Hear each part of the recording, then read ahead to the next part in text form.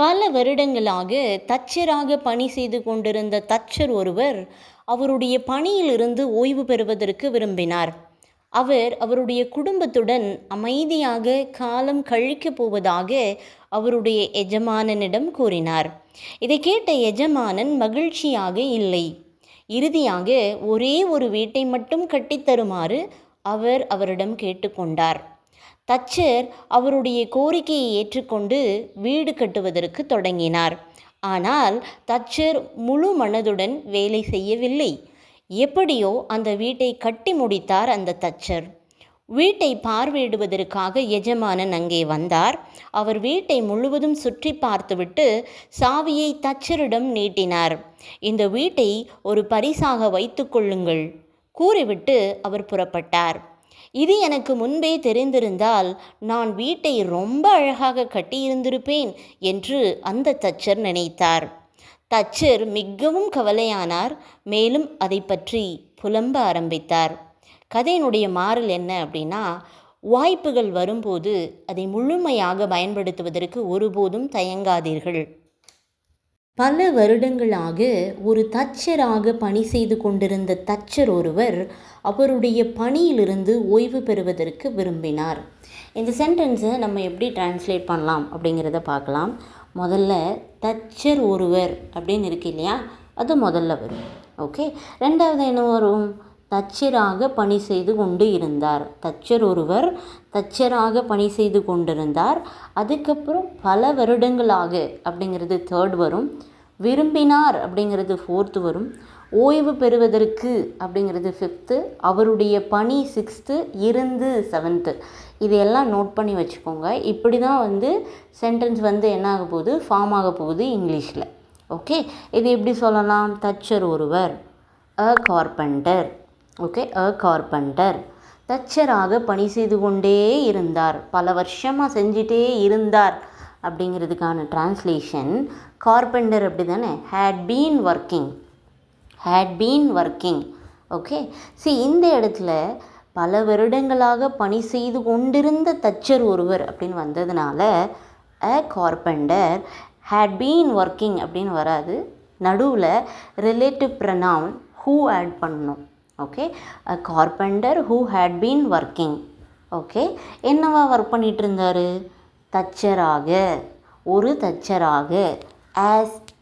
அஸ்னா ஆக, ஒரு தச்சர் அப்படிங்கும்போது a carpenter, as a carpenter. Okay, எத்தனை வருஷம்? ரொம்ப வருஷமா? அப்போ அதை அடுத்து கொண்டு வரணும். For many years. அப்போ இப்போ சென்டென்ஸ் எப்படி வந்திருக்கு? A carpenter who had been working as a carpenter for many years. Okay, இப்போ என்ன கொண்டு வரணும் அப்படின்னா, அவர் விரும்பினார் இல்லையா, அதை எப்படி கொண்டு வரணும் அப்படின்னா வாண்டட், விரும்பினார். வாண்டோட பர்சன்ஸ் வாண்டட், அப்படி தானே? ஓகே, எதுக்கு விரும்பினார்? ஓய்வு பெறுவதற்கு. அப்போ டு ரிட்டையர் அப்படிங்கிறது ஓய்வு பெறுவதற்கு அப்படின்னு சொல்லும்போது டு ரிட்டையர். எங்கிருந்து? அவருடைய பணியிலிருந்து. அவருடைய பணி அப்படிங்கிறதுக்கு ஹிஸ் ஜாப் அப்படின்னு சொல்லுவோம். இருந்து அப்படிங்கிறதுக்கு ஃப்ரம். அப்போ நமக்கு அழகாக ஒரு சென்டென்ஸ் கிடச்சிச்சு.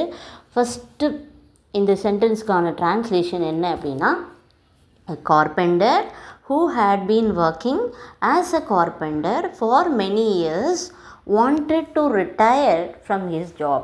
இதுதான் இதோட டிரான்ஸ்லேஷன். பல வருடங்களாக ஒரு தச்சராக பணி செய்து கொண்டிருந்த தச்சர் ஒருவர் அவருடைய பணியிலிருந்து ஓய்வு பெறுவதற்கு விரும்பினார்.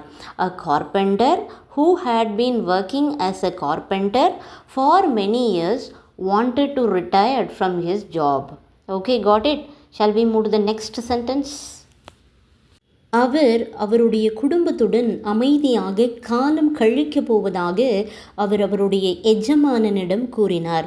இந்த சென்டென்ஸில் ஃபஸ்ட்டு அவர் அவருடைய எஜமானனிடம் கூறினார் அப்படிங்கிறத ஃபஸ்ட்டாகவும், அவருடைய குடும்பத்துடன் அமைதியாக காலம் கழிக்கப் போவதாக அப்படிங்கிறத செகண்டும் நம்ம கொண்டு வர போகிறோம். இதை எப்படி செய்யலாம் அப்படின்னா, அவர் சொன்னார், அவர் கூறினார் அப்படிங்கிறதுக்கு ஹீ டோல்டு அப்படின்னு சொல்லுவோம். அவர் கூறினார் அப்படிங்கிறத யார்கிட்ட சொன்னார்? ஹீ டோல்டு ஹிஸ் மாஸ்டர் அப்படிங்கிறது எஜமானன். ஓகேயா, எஜமானன். மாஸ்டர்னா எஜமானன். Okay, he told his master, அவருடைய எஜமானன்ட்ட ஓகே என்ன சொன்னார் அப்படின்னா, நான் வந்து இந்த மாதிரி டைம் ஸ்பெண்ட் பண்ண போகிறேன் ஃபேமிலியோட, ரிட்டையர்ட் ஆக போகிறேன் அப்படின்னு சொன்னார் இல்லையா. அது எப்படி இங்கிலீஷில் சொல்லலாம் அப்படின்னா, போகிறார் போகிறார் போகிறார். இது வந்து பாஸ்ட் கண்டினியூஸ் டென்ஸ் யூஸ் பண்ணி சொல்ல போகிறோம். ஹீ வாஸ் கோயிங், போகிறார். Okay, he was going, he was going to spend time. காலம் கழிக்கிறதுக்கு இங்கிலீஷில் காலம் கழிப்பதற்கு to spend time. Okay, to spend time. Okay, he was going to spend time எப்படி அமைதியாக அப்படின்னு சொல்லும்போது அதுக்கு இங்கிலீஷில் அமைதிக்கு வந்து பீஸ்ன்னு சொல்லுவோம், அப்படி தானே. அப்போ அதுக்கு முன்னாடி இன் அப்படிங்கிற ப்ரப்போசிஷன் வரும். இன் பீஸ் அப்படின்னா அமைதியாக, அமைதியாக கழிக்கணும், ஃபேமிலியோட டைம் ஸ்பெண்ட் பண்ணணும் அப்படின்னு அவர் ஆசைப்பட்டார். எதோடனுங்கிறது லாஸ்ட் நம்ம சொல்லி ஃபினிஷ் பண்ணுவோம். அவருடைய குடும்பம் அப்படிங்கிறது ஹிஸ் ஃபேமிலி சொல்லுவோம். அதுக்கு முன்னால் குடும்பத்துடன் அப்படின்னு வந்ததுனால வித் யூஸ் பண்ணுவோம், வித் ஹிஸ் ஃபேமிலி. இங்கே ஒரு சின்ன விஷயத்தை நோட் பண்ணோம். He told his master that அப்படிங்கிற இங்கே வந்து ஒரு ரிலேட்டிவ் ப்ரொனவுன் வரும். Okay, he told his master that he was going to spend time in peace with his family. அவர் அவருடைய குடும்பத்துடன் அமைதியாக காலம் கழிக்கப் போவதாக அவர் அவருடைய எஜமானனிடம் கூறினார் அப்படிங்கிறதுக்கான translation, he told his master that he was going to spend time in peace with his family. Okay, got it? புரிஞ்சுதா? Understand? Shall we move to the next sentence? இதை கேட்ட எஜமானன் மகிழ்ச்சியாக இல்லை. இது கேட்டுட்டு அந்த மாஸ்டருக்கு கொஞ்சம் ஃபீல் ஆகுது. ஏன்னா தன்கிட்ட வந்து டெடிக்கேட்டிவாக ஒர்க் பண்ண ஒரு கார்பெண்டர் ரிட்டையர்ட் ஆக போகிறேன்னு சொல்கிறாரு. அதனால் அவருக்கு சந்தோஷம் இல்லை. ஓகே, இதை கேட்டு எஜமானன் மகிழ்ச்சியாக இல்லை. இது எப்படி இங்கிலீஷில் டிரான்ஸ்லேட் பண்ணலாம்? இதை கேட்டு அப்படிங்கிறதுக்கு ஹியரிங் திஸ் அப்படின்னு சொல்லணும். ஹியரிங் திஸ், எஜமானன் த மாஸ்டர் மகிழ்ச்சியாக இல்லை. மகிழ்ச்சி அப்படிங்கிறதுக்கு நம்ம ஹாப்பி யூஸ் பண்ணுவோம், சந்தோஷம் சொல்லுவோம். ஸோ இருந்தார் அப்படின்னா ஹி வாஸ் ஹாப்பின்னு சொல்லிடலாம். இங்கே இல்லைன்னு வந்திருக்கிறதுனால he was not happy. Okay, he was not happy. Hearing this the master was not happy. இதுதான் இதோட டிரான்ஸ்லேஷன். அவருக்கு ரொம்பவே கஷ்டமாயிடுச்சு, நம்மளை விட்டு போக போகிறாரா அப்படின்னு சொல்லிட்டு. இறுதியாக ஒரே ஒரு வீட்டை கட்டித்தருமாறு அவர் அவரிடம் கேட்டுக்கொண்டார். யார் அவர்னா யார் அப்படின்னா த மாஸ்டர். அவர்கிட்ட அப்படின்னா கார்பெண்டர்கிட்ட. த மாஸ்டர் வந்து கார்பெண்டர்கிட்ட கடைசியாக எனக்கு ஒரு வீடு கட்டித்தாங்க அப்படின்னு கேட்குறாரு. இருங்க, வீடு கட்டுறது கொத்தனார் இல்லை, இங்கே என்ன கார்பெண்டர் மென்ஷன் பண்ணியிருக்காங்க அப்படின்னு நீங்கள் கேட்குறீங்க இல்லையா. ஸோ ஃபாரின் கண்ட்ரியில் வுட்டு தான் மெயினு. கன்ஸ்ட்ரக்ஷன் ஒர்க்கெல்லாம் வுட்டை பேஸ் பண்ணி தான் இருக்கும். ஓகே, அதனால் அங்கே கார்பெண்டர் தான் main. Okay, so for your clarification நான் சொன்னேன். இப்போது இறுதியாக அப்படிங்கிறதுக்கு ஃபைனலி அவர் அவரிடம் கேட்டுக்கொண்டார், அதாவது அவர் அவர்கிட்ட கேட்டார் அப்படின்னு சொல்லணும். அவர் அவர்கிட்ட கேட்டார், பாஸ்ட் டென்ஸ் இல்லையா. ஹீனா அவர், ஆஸ்கோட பாஸ்ட் டென்ஸ் ஆஸ்ட். ஹிம்னா அவர்கிட்ட அப்படிங்கிற மாதிரி. He asked him. ஓகே, அவர் அவர்கிட்ட கேட்டார். என்னது கேட்டார் அப்படின்னா கட்டித்தருமாறு. இந்த கட்டித்தருமாறு அப்படிங்கிறதுக்கு கட்டுவதற்கு அப்படின்னு சொல்லணும். டு அப்படின்னா அப்படின்னு உங்களுக்கு தெரியும், பில்டு, டு பில்டு. என்னதை கட்டுறதுக்கு அப்படின்னா ஒரே ஒரு வீட்டை கட்டுறதுக்கு, ஒன்லி ஒன் ஹவுஸ். ஓகே, ஒரே ஒரு வீட்டை மட்டும் எனக்கு முடிச்சு கொடுத்துட்டு போங்க அப்படின்னு சொல்லிட்டு த மாஸ்டர் வந்து கார்பெண்டர்கிட்ட கேட்குறார். ஓகேயா, finally he asked him to build only one house. இறுதியாக ஒரே ஒரு வீட்டை கட்டித்தருமாறு அவர் அவரிடம் கேட்டுக்கொண்டார். மாஸ்டர் வந்து கார்பெண்டர்கிட்ட ஒரே ஒரு வீடை வந்து கன்ஸ்ட்ரக்ஷன் முடிச்சு கொடுத்துட்டு போங்க அப்படின்னு சொன்னார். ஓகே, தச்சர் அவருடைய கோரிக்கையை ஏற்றுக்கொண்டு வீடு கட்டுவதற்கு தொடங்கினார். இப்போ என்ன பண்ணுறார் அப்படின்னா அந்த கார்பெண்டர் அவங்க மாஸ்டரோட ரெக்வஸ்ட்டை அக்செப்ட் பண்ணிவிட்டு வீடு கட்ட ஸ்டார்ட் பண்ணுறார். ரெண்டு விஷயம் நடக்குது. ஃபஸ்ட்டு அவரோட மாஸ்டரோட ரெக்வஸ்ட்டை அக்செப்ட் பண்ணிக்கிறாரு. அப்புறம் அவர் என்ன பண்ணுறார், வீடு கட்ட ஸ்டார்ட் பண்ணுறார். இது எப்படி இங்கிலீஷில் டிரான்ஸ்லேட் பண்ணலாம் அப்படின்னா, முதல்ல தச்சர் கோரிக்கையை ஏற்றுக்கொண்டார் அப்படிங்கிறத எப்படி கொண்டு வரலாம் அப்படின்னா, தச்சர் த கார்பெண்டர் ஏற்றுக்கொண்டார், accepted, past tense, simple past, accepted. Okay, அக்செப்டோட பாஸ்ட் டென்ஸ் அக்செப்டட். எதை அக்செப்ட் பண்ணார்? ஹிஸ் ரெக்வஸ்ட், அவருடைய ரெக்வஸ்ட், கோரிக்கை அப்படிங்கிறதுக்கு ரெக்வஸ்ட் அப்படின்னு சொல்லுவோம். The carpenter accepted his request, அவருடைய கோரிக்கையை ஏற்றுக்கொண்டார். ஃபஸ்ட்டு மேலும் 2 விஷயம் பண்ணுறாரு இல்லையா, அப்புறம் தான் அவர் என்ன பண்ணுறாரு, வீடு கட்ட ஸ்டார்ட் பண்ணுறாரு. லிங்கிங்காக நம்ம அண்ட் யூஸ் பண்ணுறோம். அப்போது அவர் மேலும் ஏற்றுக்கொண்டார் அப்படிங்கிறதுக்கு and he started building the house அப்படின்னு சொல்லணும். அண்ட் ஸ்டார்டட் தொடங்கினார், என்ன செய்ய தொடங்கினார், பில்டிங் த ஹவுஸ். ஹவுஸ் வந்து லாஸ்ட்டு வரும். Okay, started building the house. அப்போது சென்டென்ஸ் எப்படி வந்திருக்கு, the carpenter accepted his request and started building the house. தச்சர் அவருடைய கோரிக்கையை ஏற்றுக்கொண்டு வீடு கட்டுவதற்கு தொடங்கினார். The carpenter accepted his request and started building the house. Okay, ஆனால் தச்சர் முழு மனதுடன் வேலை செய்யவில்லை. இப்போ என்ன ஆகுது, ஒர்க்கை ஸ்டார்ட் பண்ணிட்டாரு, ஆனால் அவர் வந்து ரொம்ப டெடிகேட்டிவாக இல்லை, ஹோல் ஹார்ட்டடாக அந்த ஒர்க்கை பண்ணலை. ஏன்னா முடிச்சு போகிறேன் அப்படின்னு சொல்கிறப்போ இப்போ வந்து போய் இவர் ஒரு வேலையை கையில் கொடுத்து இதை பண்ணு அதை பண்ணுன்றாரு, நொயின்னு அப்படிங்கிற மாதிரி அவரோட மைண்டு. ஓகேயா, அதனால் என்ன ஆயிடுச்சு அப்படின்னா முழு மனதோடு அவர் இந்த வேலையை செய்யலை. இதை எப்படி இங்கிலீஷில் சொல்லலாம் அப்படின்னா, ஆனால் அப்படிங்கிறதுக்கு பட், தச்சர் அப்படிங்கிறதுக்கு த கார்பெண்டர், முழு மனது அப்படிங்கிறதுக்கு ஹோல் ஹார்ட்டட்லி அப்படின்னு சொல்லுவோம். முழு மனதுடன் அப்படிங்கிறதுக்கு ஹோல் ஹார்ட்டட்லி. வேலை செய்யவில்லை, வேலை செஞ்சாருன்னு இல்லை, செய்யலை அப்படின்னு அர்த்தம். செஞ்சார் ஆனால் முழு மனசாக செய்யலை. ஓகேயா, did not work whole heartedly, simple past tense. But the carpenter did not work whole heartedly, அந்த வேலையை அவர் முழு மனசாக செய்யலை, ஏதோ ஏனோதானோன்னு பண்ணி வச்சார், அவ்வளோதான். Okay, but the carpenter did not work whole heartedly, ஆனால் தச்சர் முழு மனதுடன் வேலை செய்யவில்லை. எப்படியோ அந்த வீட்டை கட்டி முடித்தார் அந்த தச்சர். இப்போ என்ன ஆகுது, அவர் மனசே இல்லாமல் வேலை பார்த்தாலும் அவரோட வேலையை அவர் முடிச்சிட்டார்.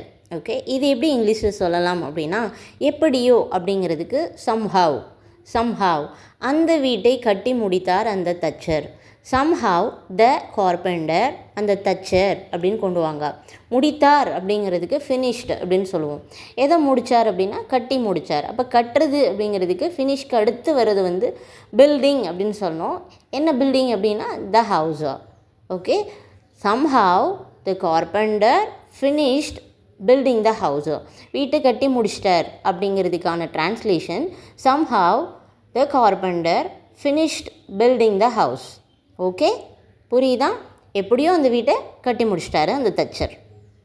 வீட்டை பார்வையிடுவதற்காக எஜமானன் அங்கே வந்தார். இப்போ வீடு கட்டி முடிச்சாச்சு, எஜமானன் பார்வையிடுவதற்காக அப்படின்னா என்னென்னா மேற்பார்வை பண்ணுவாங்கள்ல, அதுக்காக கட்டி முடித்த வீட்டை பார்க்குறதுக்காக எஜமானன் வரார் இப்போ. ஓகேயா, அங்கே வந்தார். இது எப்படி இங்கிலீஷில் சொல்லலாம், முதல்ல எஜமானன்னா த மாஸ்டர். வந்தார் அப்படிங்கிறது அடுத்து கொண்டு வரணும். வந்தார் அப்படிங்கிறது வந்தார் அப்படிங்கிறது பாஸ்ட் டென்ஸ் இல்லையா, கம்மோட past tense came. The master came, எங்கே வந்தார், அங்கே வந்தார். அங்கே அப்படிங்கிறதுக்கு தேர் அப்படின்னு சொல்லுவோம். Okay, the master came there, எதுக்கு வந்தார், மேற்பார்வையிடுவதற்கு. பார்வையிடுவதற்கு அப்படின்னா இந்த இடத்துல மேற்பார்வையிடுவதற்கு, அதுக்கு வந்து டு இன்ஸ்பெக்ட்னு சொல்லணும். இன்ஸ்பெக்ட் பண்ணுறதுக்கு எல்லாம் ஓகேயா, கரெக்டாக இருக்கா அப்படின்னு சொல்லி ஃபைனலாக இன்ஸ்பெக்ட் பண்ணுவாங்கள்ல, அதுக்கு வந்தார். Okay, the master came there to inspect பார்வையிடுவதற்கு. எதை, வீட்டை அப்படிங்கிறதுக்கு த ஹவுஸ். அப்போது சென்டென்ஸ் எப்படி வந்திருக்கு, the master came there to inspect the house. Okay, the master came there to inspect the house. Okay, அவர் வீட்டை முழுவதும் சுற்றி பார்த்துவிட்டு சாவியை தச்சரிடம் நீட்டினார். இப்போது நம்ம மாஸ்டர் வந்து இன்ஸ்பெக்ட் பண்ணார் ஹவுஸை ஃபுல்லாக. ஓகேயா, பண்ணிவிட்டு கம்ப்ளீட்டாக சூப்பர்வைஸ் பண்ணிவிட்டு அவர் இப்போ ஃபைனலாக என்ன பண்ணுறாரு, அடுத்து அந்த கீயை வந்து கார்பெண்டர் கிட்ட ஹேண்ட் ஓவர் பண்ணுறார். இப்போ அங்கே தான் இருக்குது ட்விஸ்ட்டு. ஓகேயா, இது எப்படி இங்கிலீஷில் சொல்லலாம் அப்படின்னா, அவர் அப்படிங்கிறதுக்கு ஹீ, சுற்றி பார்க்குறது அப்படிங்கிறதுக்கு looked around. Past tense, simple past டென்ஸை சொல்கிறோம். ஹீ லுக்ட் அரவுண்ட் அப்படின்னா சுற்றி பார்த்தார். Okay, simple past tense. எதை சுற்றி பார்த்தார் அப்படிங்கிறத அடுத்து கொண்டு வரணும். எதை, வீட்டை, த ஹவுஸ். எப்படி, முழுமையாக, கம்ப்ளீட்லி. அப்போது he looked around the house completely, இப்போ 2 சென்டென்ஸ் இருக்கு இல்லையா, ஒன்று சுற்றி பார்க்குறார், மேலும் சாவியை தச்சர்கிட்ட நீட்டுறார் அடுத்து அப்படிங்கிறத சொல்லும்போது இங்கே and அப்படின்னு சொல்லிட்டு நெக்ஸ்ட் சென்டென்ஸை நம்ம ஸ்டார்ட் பண்ணணும். he looked around the house completely and அப்புறம் என்ன பண்ணார், சாவியை நீட்டினார் அப்படின்னு இருக்கு இல்லையா, handed ஒப்படைத்தார், கையில் கொடுத்தார் அப்படிங்கிற மாதிரி வரும். handed எதை கொடுத்தார், the key சாவியை. handed the key யார்கிட்ட, தச்சர்கிட்ட, தச்சருக்கு அப்படின்னு வரும். அப்போது டு த கார்பெண்டர் அப்படிங்கிறத ஃபைனலாக கொண்டு வரணும். அப்போது he looked around the house completely and handed the key to the carpenter. Okay, அவர் வீட்டை முழுவதும் சுற்றி பார்த்துவிட்டு சாவியை தச்சரிடம் நீட்டினார். he looked around the house completely and handed the key to the carpenter. Okay, இதுதான் இதுக்கான டிரான்ஸ்லேஷன். ஓகே, இந்த வீட்டை ஒரு பரிசாக வைத்து கொள்ளுங்கள் கூறிவிட்டு அவர் புறப்பட்டார். இப்போ என்ன ஆயிடுச்சு அப்படின்னா, சாவியை கையில் கொடுத்துட்டு மாஸ்டர் என்ன பண்ணுறாரு, இந்தாங்க பிடிங்க, இந்த வீடு வந்து ஒரு கிஃப்ட்டு உங்களுக்கு, என் கூட இவ்வளோ நாள் நீங்கள் வேலை பார்த்தீங்கல்ல, வச்சுக்கோங்க அப்படின்றாரு. ஓகேயா, சொல்லிவிட்டு அவர் பாட்டுக்கு புறப்பட்டார். இது எப்படி இங்கிலீஷில் சொல்லலாம் அப்படின்னா, இந்த வீட்டை ஒரு பரிசாக வைத்து கொள்ளுங்கள் கூறிவிட்டு அவர் புறப்பட்டார். முதல்ல அவர் கூறினார் அப்படிங்கிறத சொல்லணும். அவர் அப்படிங்கிறதுக்கு ஹீ, கூறினார் அப்படிங்கிறதுக்கு சே அப்படின்னு சொல்லுவோம். அதை வந்து நம்ம பாஸ்ட் டென்ஸ் சொல்லும்போது செட். ஓகேயா, ஹீ செட்.